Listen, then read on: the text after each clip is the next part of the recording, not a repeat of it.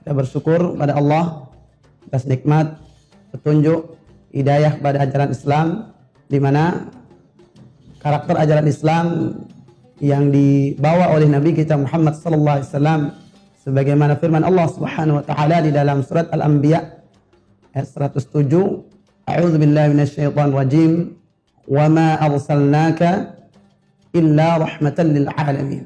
Dan tidaklah kami utus engkau Muhammad sallallahu alaihi wasallam melainkan untuk rahmat bagi seluruh alam.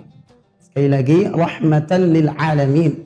Seluruh alam tentu mencakup semua makhluk, bahkan tidak sekedar manusia saja, apalagi hanya sekedar orang yang beriman saja. Inilah karakter ajaran Islam yang rahmat itu, kebaikannya itu dirasakan oleh seluruh makhluk, seluruh alam. Allah juga berfirman di surat Saba, wa ma arsalnaka illa kaffatan linnas. Dan tidaklah aku utus engkau melainkan untuk seluruh manusia.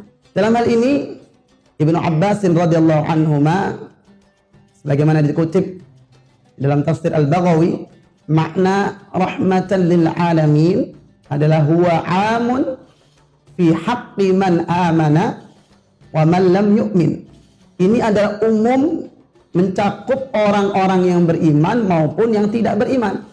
Maka sejak awal karakter ajaran Islam yang dibawa oleh Nabi kita Muhammad sallallahu alaihi wasallam ini adalah rahmat bagi semua makhluk, bagi seluruh manusia, baik yang beriman maupun yang tidak beriman. Sehingga aturan-aturannya, ketentuan-ketentuan ajaran Islam, nilai-nilai yang dibawa oleh ajaran Islam ini memberikan maslahat buat seluruh alam. Di sisi lain, Islam juga datang sebagai suatu alat perubahan. Datang untuk merubah dari masyarakat yang tidak berperadaban menuju masyarakat yang berperadaban. Masyarakat yang bodoh menuju masyarakat yang berpengetahuan. Allah Subhanahu wa taala berfirman di dalam surat Ibrahim ayat yang pertama, A'udzu billahi minasyaitonir rajim. Bismillahirrahmanirrahim. Alif lam ra. Kitabun anzalnahu ilaika litukhrijan nasa minadh dhulumati ilan nur bi'izni rabbihim ila siratil azizil hamid. Alif lam ra. Kitab Al-Qur'an ini kami turunkan kepadamu supaya kamu mengeluarkan manusia dari gelap gulita kepada cahaya yang terang benderang dengan izin Tuhan mereka, yaitu menuju jalan Tuhan yang maha perkasa lagi maha terpuji. Sahabat arah baru yang dimuliakan Allah Subhanahu wa taala, tentu saja untuk dapat menjalankan fungsinya sebagai alat perubahan diperlukan interaksi, hubungan yang baik dengan elemen atau komponen yang hendak diubah. Maka ajaran Islam pun juga datang dengan karakter yang kompatibel, yang mampu berinteraksi dengan segala kalangan. Sebagaimana karakter rahmat lil alamin, maka ajaran Islam pun Allah turunkan kompatibel untuk berinteraksi dengan berbagai elemen, dengan berbagai kalangan.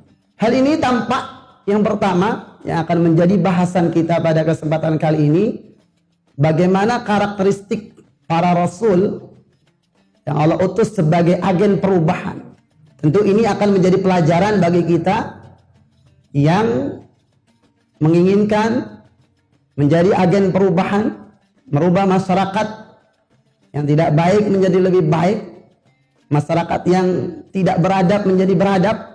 Maka kita bagaimana melihat Allah Subhanahu wa taala mempersiapkan para rasul sebagai agen perubahan ini, mempersiapkan karakternya adalah karakter yang mampu berinteraksi, karakter yang bisa berkomunikasi, berhubungan dengan objeknya.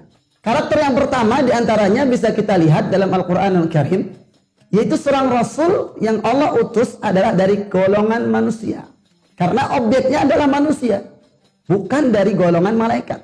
Allah berfirman dalam surat Ali Imran ayat 164, laqad mannallahu 'alal mu'minina idh ba'atsa fihim rasulan min anfusihim. Sesungguhnya Allah telah memberikan karunia pada orang-orang yang beriman ketika Allah mengutus di antara mereka seorang rasul dari golongan mereka sendiri. Apa makna rasulan min anfusihim? Rasul dari golongan mereka sendiri. Imam Al-Qurtubi dalam tafsirnya mengatakan ay min anfusihim, dari golongan mereka sendiri, ay basharim mithlihim, yaitu dari kalangan manusia seperti mereka. Tentu hal ini bertujuan agar manusia yang menjadi objek dakwahnya dapat melihat dan berinteraksi secara langsung. Tidak ada sekat, tidak ada penghalang untuk berinteraksi. Sebagaimana ini juga dinyatakan oleh Imam Al-Qurtubi, min anfusihim liyu'rafa haluhu wa la takhfa alaihi tariqatuhu.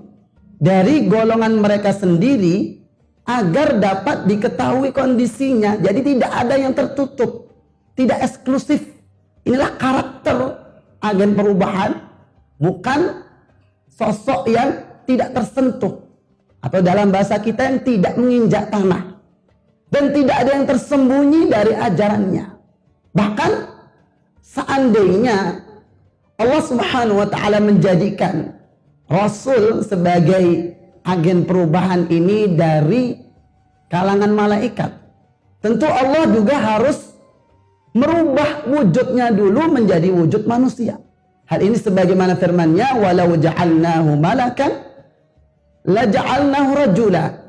Dan sekiranya Rasul itu dari kalangan malaikat, kami jadikan dari kalangan malaikat, tentulah kami jadikan dia itu berwujud manusia, berwujud laki-laki. Agar apa? Agar bisa berinteraksi. Maka suatu hal yang tidak sesuai dengan nilai Al-Quran, manakala orang yang berkeinginan melakukan perubahan di masyarakat justru tidak mampu berinteraksi dengan baik dengan masyarakat. Karena dia memposisikan berbeda, memposisikan diri tidak bisa disentuh. Kemudian yang kedua, bagaimana karakter Rasul yang Allah utus untuk memudahkan interaksinya dengan kaumnya, yaitu setiap Rasul diutus dengan bahasa kaumnya. Hal ini sebagaimana firman Allah Subhanahu wa ta'ala, wa ma arsalna min rasulin illa bilisani qaumihi liyubayyina lahum. Dan kami tidak mengutus seorang rasul pun melainkan dengan bahasa kaumnya agar dia dapat memberi penjelasan kepadanya. Persamaan bahasa antara rasul dan kaumnya ini agar komunikasi tidak ada penghalang. Tentu bahasa kaum ini juga bisa bermakna luas. Kita berbicara sesuai kondisi yang dihadapi. Kita berbicara dengan bahasa kaum juga bisa bermakna kita bisa memposisikan apa yang kita sampaikan bisa diterima, mudah difahami. Dan karakter yang ketiga yang menjadi modal agen perubahan sehingga mudah berinteraksi dengan kaumnya, Allah jadikan Rasul itu memiliki aktivitas yang sama seperti manusia pada umumnya. Allah berfirman dalam surah Al-Furqan ayat ke-20, "Wa ma arsalna qablaka minal mursalina illa innahum layakuluna at-ta'ama wa yamshuna fil aswaq." Dan kami tidak mengutus rasul-rasul sebelummu, itu sebelum Nabi Muhammad sallallahu alaihi wasallam, melainkan mereka pasti memakan makanan, mereka juga berjalan di pasar-pasar. Artinya Rasul ini adalah seorang yang memiliki tabiat yang sama dengan manusia yang lain. Mereka juga makan, minum, mereka juga beraktivitas, bekerja. Termasuk dalam ayat lain disebutkan walaqad arsalna rusulan min qablika wa ja'alna lahum azwajan wa dzurriyyah. Dan sungguh kami telah mengutus para rasul sebelum engkau dan kami berikan pada mereka istri-istri dan keturunan. Yang ini sangat menunjukkan sisi humanis para rasul. Yang sama, mereka juga beraktivitas, mereka juga perlu makan dan minum, mereka juga menikah, juga memiliki keturunan. Sehingga hal ini memaksimalkan tugas dakwah mereka, memudahkan mereka membaur dalam masyarakat, dalam aktivitas keseharian.